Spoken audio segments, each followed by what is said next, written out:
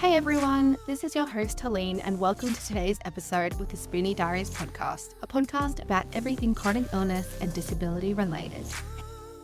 Hey everyone, and welcome back to another episode of the Spoony Diaries podcast. In today's episode, I'll actually be interviewing my first ever guest on the podcast, Peta Bobbin, who is an amazing endometriosis advocate and men's mental health advocate. You may recognize Peta from TikTok, where she boasts an impressive 124k followers.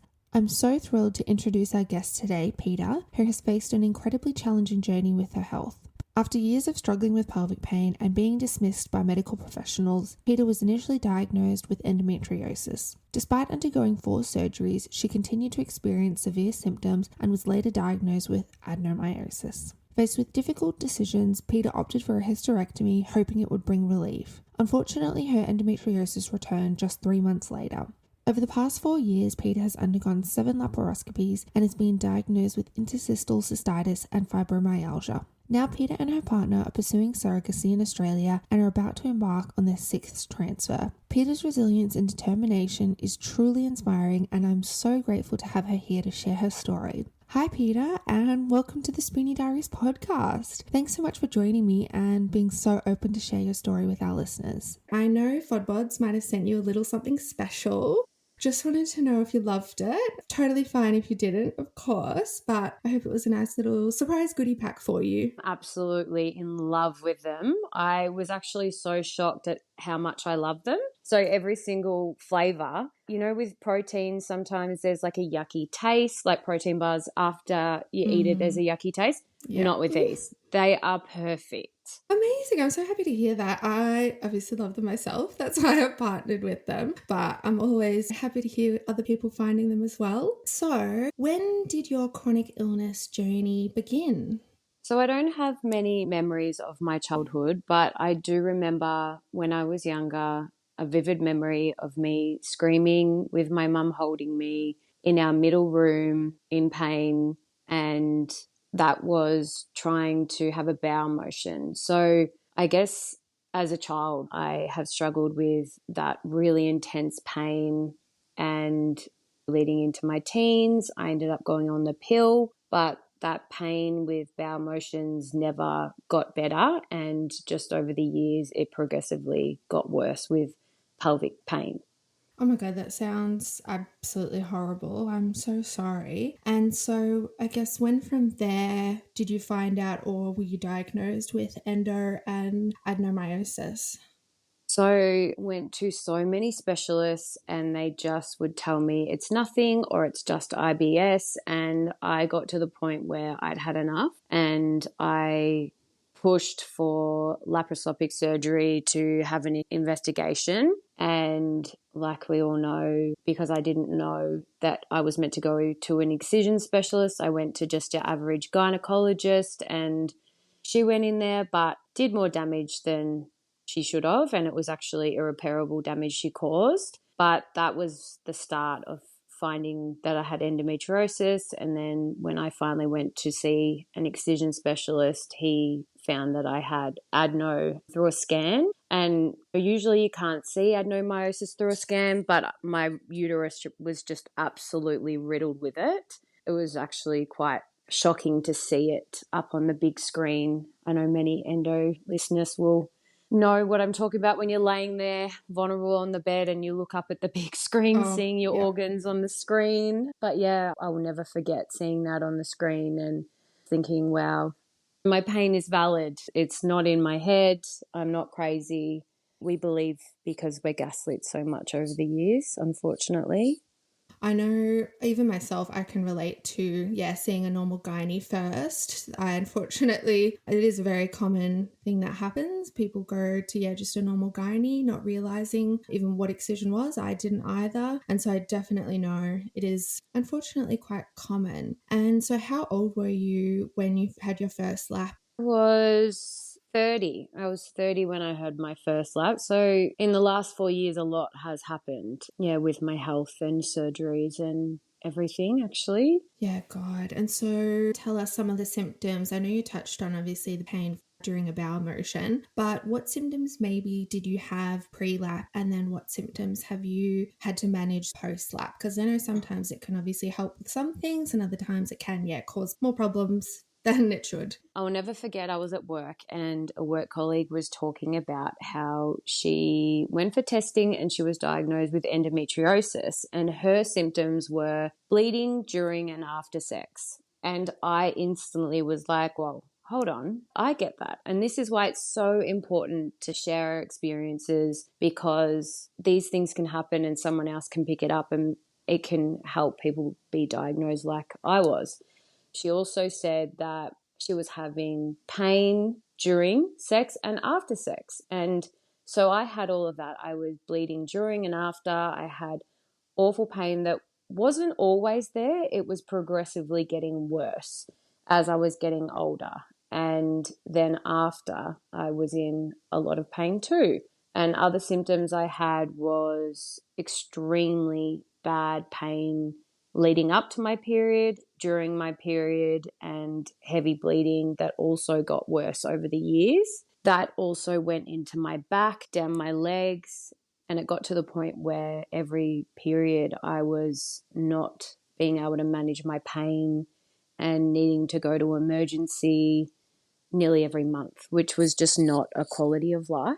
So, yeah, other symptoms that I had was extreme fatigue. I'm always tired, even now, no matter how much I sleep. Painful bowel movements, like I mentioned, and also pain in my bladder, which later on I then was diagnosed with interstitial cystitis of the bladder. So that all ties into it, which is very common when you have endometriosis. You also often have many other things, unfortunately. But yeah, just off the top of my head, there's just a couple of them. After surgery, I would say the worst thing is that my organs keep attaching together, and I don't know whether that's from my adhesions from surgery or it's just the endometriosis that keeps growing back and sticking them all together. But that causes extreme pain when I'm trying to roll. Like the other week, I just went to roll from my back onto my side, and it's like I tore my insides. I was screaming in pain, crying just from rolling, which is awful. It's just awful. But yeah. Yeah, I'm really sorry. Unfortunately, I don't think a lot of people realize how debilitating and how much it can take over your life. And it's very much not just, oh, I have bad period pain. It's very much not that at all. And so, what do you think the hardest symptom has been to manage so far? Definitely the pain, the ongoing pain. It's just exhausting to wake up in pain, get through the day in pain, go to sleep in pain. And I found that if you have a broken arm, it gets better. But when it comes to chronic pain, unfortunately, it might be there for the rest of our lives. And people get sick of it. They check in less, which I understand. It would be exhausting to hear about it, but it's exhausting for us to live through it. Completely. I think you've summarized it very well just then. And I very much, and I'm sure people listening know, it's sometimes not even the physical stuff can be the hardest stuff to deal with. And I'm sure it probably has affected your mental health. Did you want to maybe touch on how it has affected your mental health in maybe a negative way? We will talk positives later.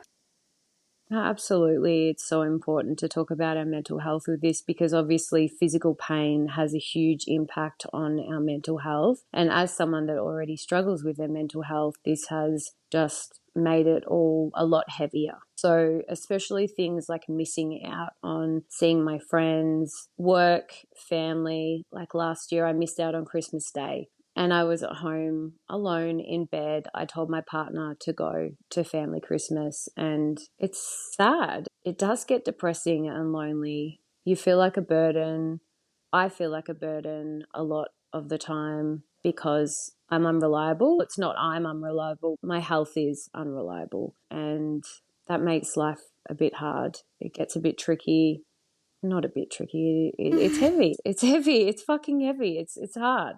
No, of course. And I sometimes myself do struggle to talk about it. Even sometimes now I still get upset. And I'm sure you can probably relate to that as well. And so, how have these conditions affected your day-to-day life? I think chronic pain affects us in every way possible, where it's emotionally, financially, physically.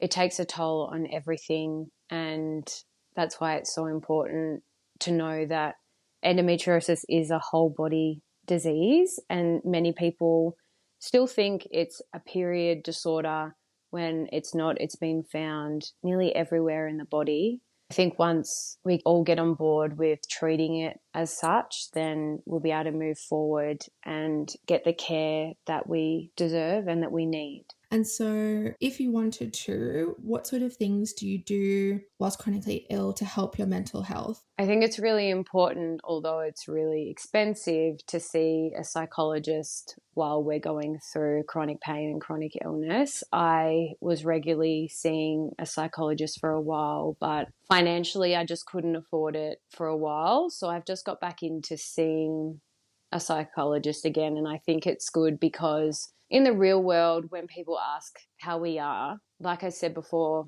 often we feel like a burden. And so we just say, oh, we're doing okay. We often don't actually say how we're really feeling.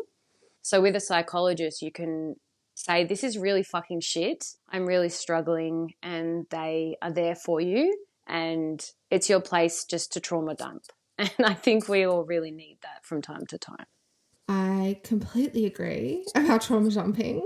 And at least with a psychologist, you're paying to trauma dump. So it's a little bit better than trauma dumping on your friends. Yes, absolutely. So I can totally relate to that. What sort of support do you think benefits you in terms of your friends and family support?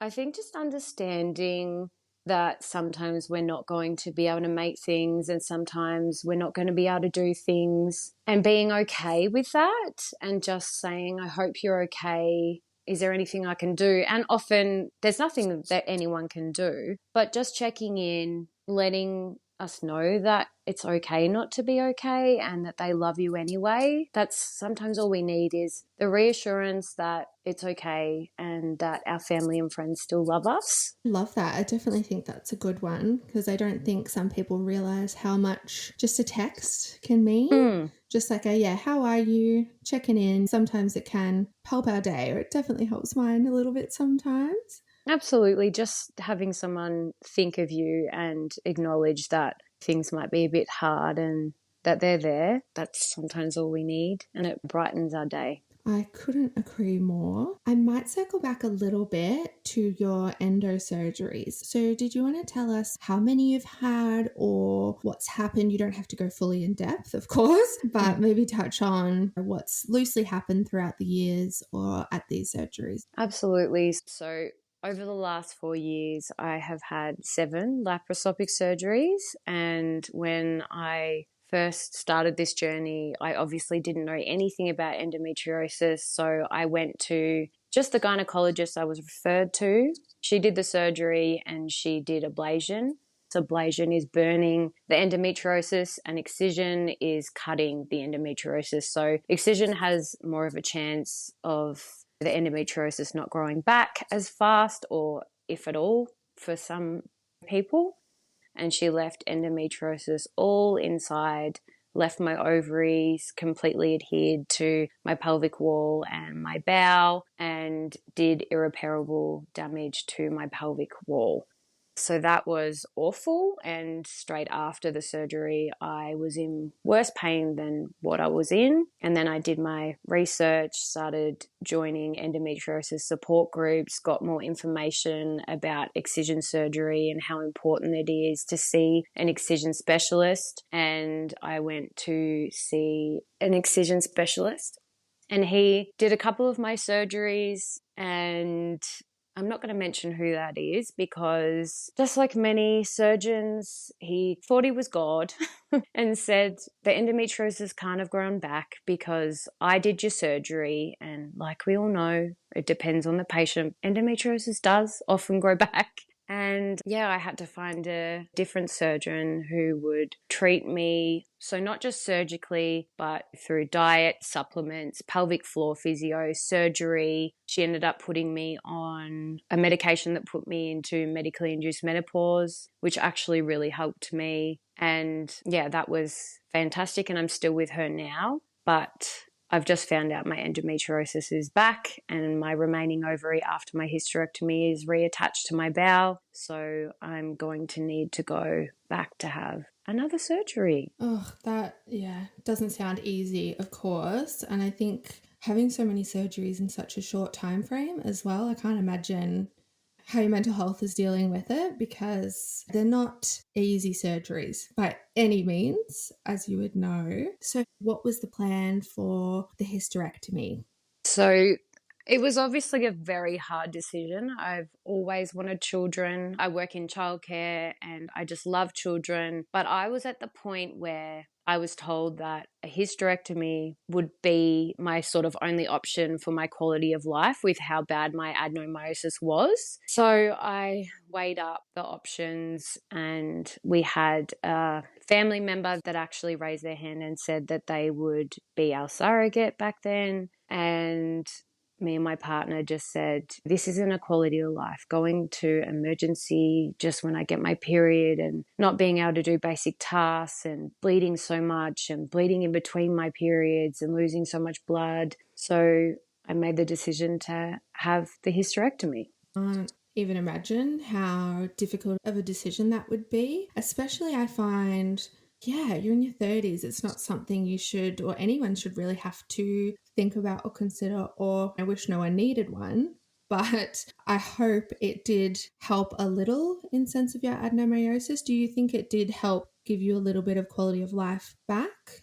Absolutely. So haven't been to the emergency for my endometriosis pain as such, or adenomyosis pain as such, since I had my hysterectomy. I've had ovarian cyst bursts and things like that where I've needed to go to emergency, but not that period pain and the pain I was dealing with every month. Even though I'm in pain still, it's definitely helped my quality of life in that way.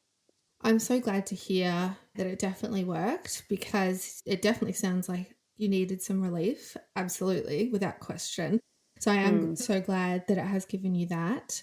Did you want to touch on your surrogacy journey a bit more and tell us, did you freeze your eggs before your hysterectomy, after your hysterectomy, or how your surrogacy journey came about?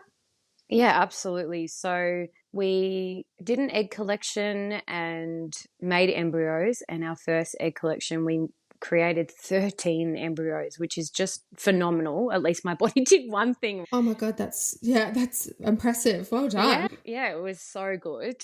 But our first surrogacy journey unfortunately ended badly with the family member, and this is why it's so important that you have all the counselling. And Australia's surrogacy process is so strict, and for good reasons, because it all fell apart, and that was really hard because we didn't know if we'd ever find anyone else. Sorry, No, I'm that's getting okay. emotional. So when that ended, I just put a post up on my Instagram saying that unfortunately our surrogacy journey has come to an end for now. And my friend actually shared my post in her mother's group Facebook. And from there, I had about 5 complete strangers reach out to me and Rowan. And from the first message that Belinda, our surrogate now, sent, I just knew. It was just this feeling, I can't even explain it. And our journey has been very different. We're all on the same page, and she wants this so much. She's always wanted to be a surrogate her entire life. And I just can't explain how strong and amazing Belinda is. And to think she was a complete stranger before entering our lives, and now she's the most important person in our lives, is just crazy. I'm so grateful and so glad you found Belinda. I have seen her on your social media and I absolutely love that you have someone that you absolutely gel with so well, because obviously that is very important in a surrogate. You don't want to have a surrogate that you don't like as a person. I don't think that would end well for anyone. Correct me if I'm wrong, but in Australia, you're not allowed to pay someone to be a surrogate. Is that correct? Yeah, so commercialized surrogacy is completely illegal. So overseas, like you see on TV and stuff, people can pay the surrogate a lot of money. But here, they have to do it because they want to give a family the gift of a child. So you can pay for everything to do with the pregnancy, medications, even down the track, meals for the surrogate, maternity clothes, all of that, and everything to do with surrogacy, the fertility specialists and everything. But you can't pay them a sum like overseas. Yeah, because I have looked into it a bit myself. And like you mentioned, in America, you can pay someone. I do think, please answer this if you want to, but do you think it's for you maybe better non commercialized, or would you have preferred maybe going a commercial route if that was possible here? I think that surrogates should be able to be paid. Obviously, still go through the process of the counselling and all of that just to make sure that they will be okay with their mental health and everything. But I do believe that they should be able to be paid here too. Completely agree with you there. Unfortunately, why do we live in Australia right now? Sometimes. And Absolutely. and so what do you think has been the hardest part of your surrogacy journey so far? I think as time goes on, each transfer that fails, I feel further and further away from motherhood.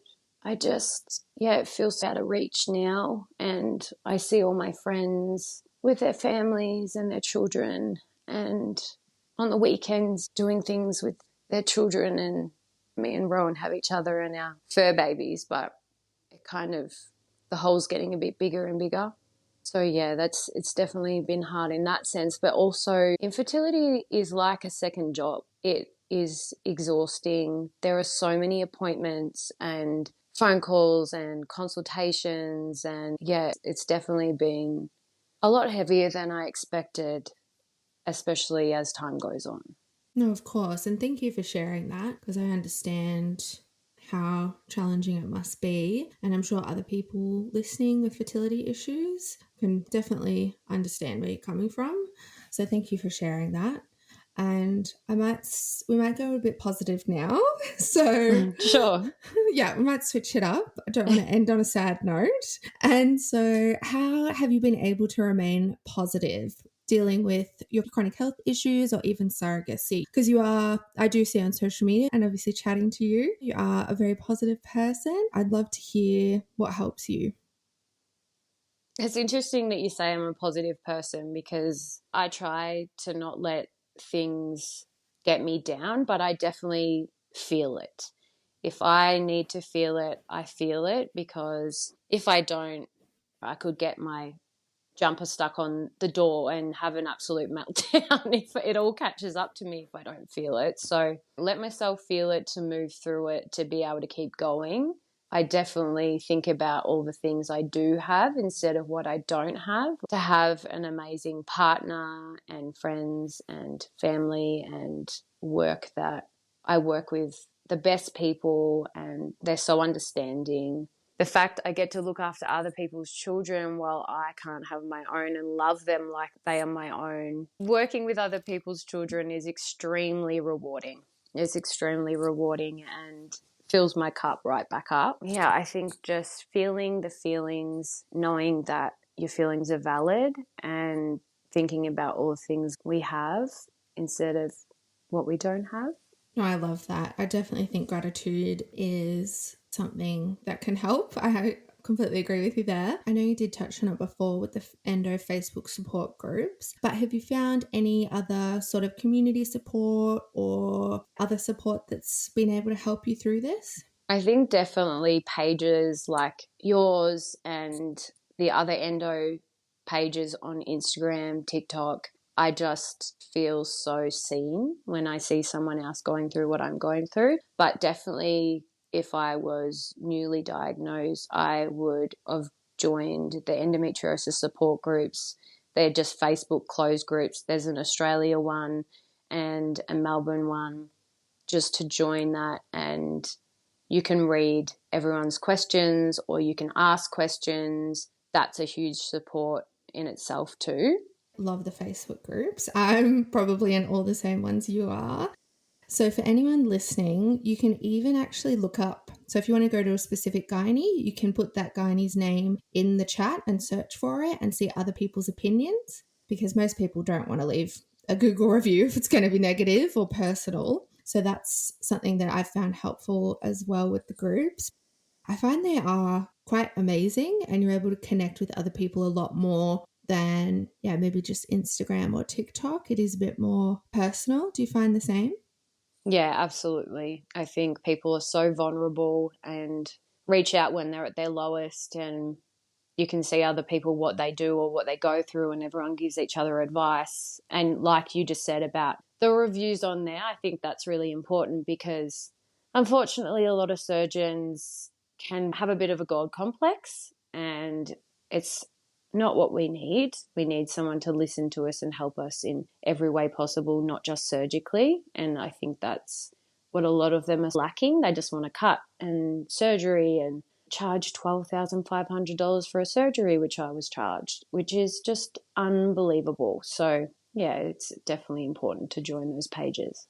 That is an insane number. I know. That's insane. I know. That was my first excision specialist that I went to, so I just thought that was normal. And back then there was no pages or support or anything, and now it's everywhere, the information, if you look for it. So that's why I'm very grateful that people share their journey and their stories so we can cut out that bullshit.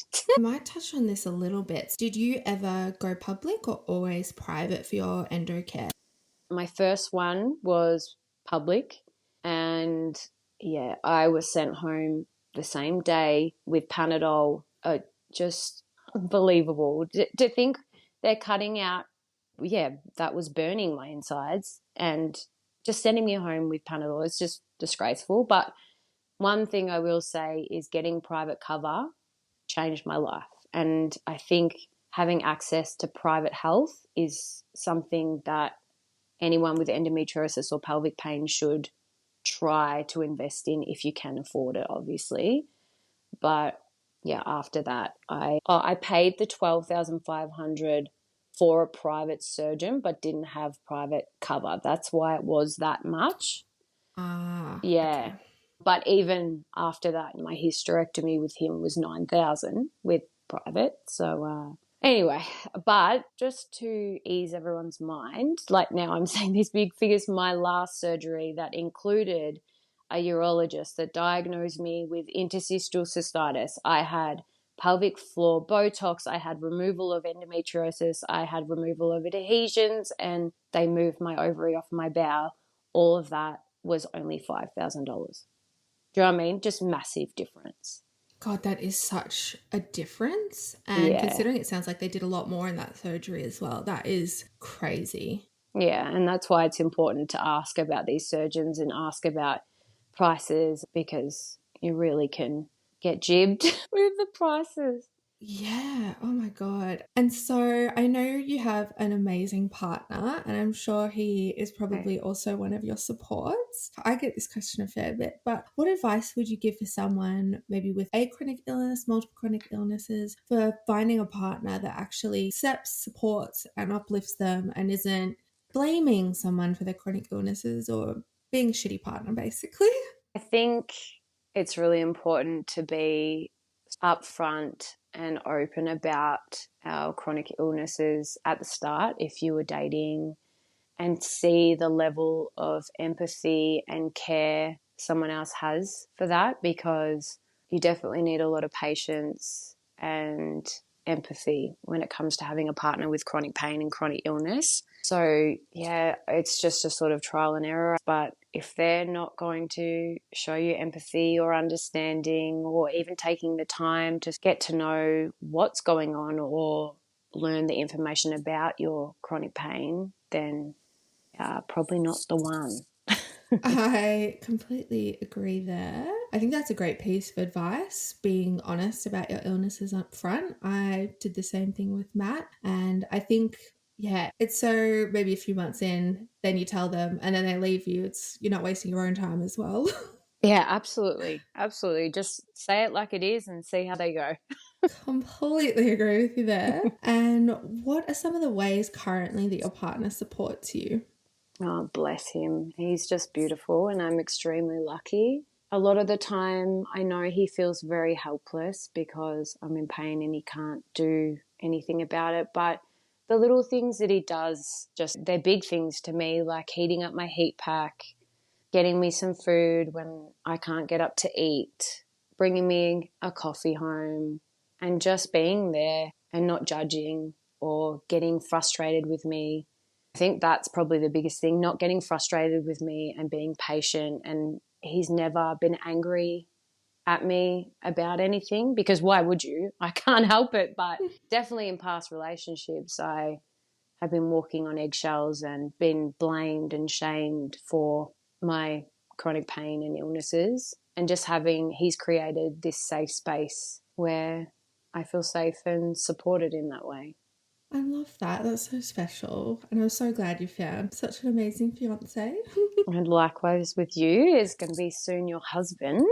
How scary is that? I feel like a real Oh, it's adult now. crazy. Love it. It's going to be so beautiful. Thank you. And so, how do you maintain hope for the future on those shitty days or those shitty weeks that you're having? I literally can't. I can't think about the future. I have to take it one day at a time. Even right now, thinking about all my appointments, the surgery, all of that, if I think about the next couple of months, I get overwhelmed. So I try to take it one day at a time. What I just need to get through today. The next day comes, I just need to get through today. I go to bed thinking maybe tomorrow is going to be better, and I guess that gives me hope. And I really hold on to the days where I have a good day, and I really burn it into my brain, because I feel like we can get so lost in the bad times, because often we have a lot more bad days than good days. So just holding on to the good moments and the good days and knowing that it will come around again, just to take things slow and being kind to ourselves too. I think that is incredibly important. Absolutely. So we'll move on to our advocacy arsenal, which is a little segment that I've introduced, which has a few questions that I'll be asking all of my guests. And so the first question is, what is the most essential item in your toolkit? Your heat packs, unfortunately, that you guys, and of course I understand that you guys shut down, but the wraparound Velcro heat packs have been life-changing. I need my heat packs really hot. And the fact, what are they filled with? Lupin? Lupin. Yeah. So if anyone's listening, instead of wheat, if you can find a Velcro wraparound heat pack filled with lupins, I have found they get hot enough for me to be able to cope. And this probably is bad, but I need my heat pack so hot that it burns me to take my mind off the pain. But definitely I have one in the car, at home, and in my locker at work. Like everywhere. I love that. I wish I could give myself a shameless plug, but unfortunately I can't anymore. But I'm so glad they help you. And by the sounds of it, you're all sorted with, one at home, work and everything. I think that's such a great idea. So you're never without one as well. Yeah, absolutely. If I forget it, it's usually the day I really need it to. Oh, that's always the way, isn't it? Absolutely. And if you could share one piece of advice to someone newly diagnosed with any chronic illness, what would that be? It would probably be to join those support groups we mentioned earlier and take your time to read what everyone has to say and find a good excision specialist for you, and to be kind to yourself and know that all your feelings are valid, and definitely find the right care team. So my perfect care team for me would be an excision specialist, a pain specialist, a pelvic floor physio, and either a naturopath or dietitian. Love that. I definitely think Unfortunately, a full team is required when dealing with endo. So I think that's a great piece of advice. Thank you. You're welcome. And can you share maybe a special moment when your advocacy or work made a difference to someone's life? Probably every day I get messages asking about endometriosis from people who are newly diagnosed or think they have endometriosis. So it's pretty powerful when I get those messages and I know that I'm reaching the right people, because I wish when I was younger that I had that in reach and I was able to watch these videos, because I might have been diagnosed younger.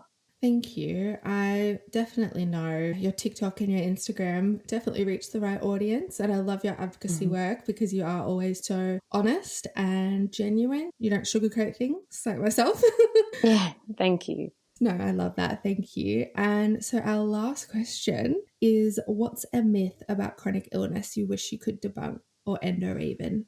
Oh, there's so many about endometriosis, whether it's because of parasites, just do yoga, but I do really despise the new trend that's happening with all these endometriosis coaches that I'm seeing promote their diet or their book or whatever. And of course you have to pay, and claiming that they've healed people's endometriosis, because I think that's quite dangerous as someone who went down the road of all the diets and supplements and cutting all the foods out. Maybe it might work for some, and I mean, it's very important to look at food and diet as an aspect of the journey, but it's also really important to see the right specialists and excision specialists, because like we know, people have lost their organs and lives to endometriosis, and I don't think diet is enough. No, I completely agree there. There also are, about a million myths, even just endo, that are so wrong. So thank you for sharing that. So that brings us to the end of our podcast. I really just wanted to say thank you so much for being so open and honest and authentic with sharing your story. I absolutely know so many people will find so much value listening to this podcast. You are more than welcome, and thank you so much for having me on here. And I think it's so important what you're doing, even your own videos. And this podcast is going to be very beneficial for a lot of people. Amazing. I also want to do one final shout out to FODBODs for sending Peta their amazing goodie pack. You can also save 15% of your next FODBODs order using the code SPOONY15. Thank you all for listening to Peta's story. I hope you can find value listening to this podcast and knowing you're not alone dealing with chronic health issues. Don't forget to check us out on Instagram, TikTok, and Facebook at Spoony Diaries Podcast. You can also join our Facebook community, Spoony Diaries Podcast Community, to connect with like-minded Spoonies. I'd love if you left us a review on whatever platform you're listening to, and I'm wishing everyone a symptom-free day. Thanks!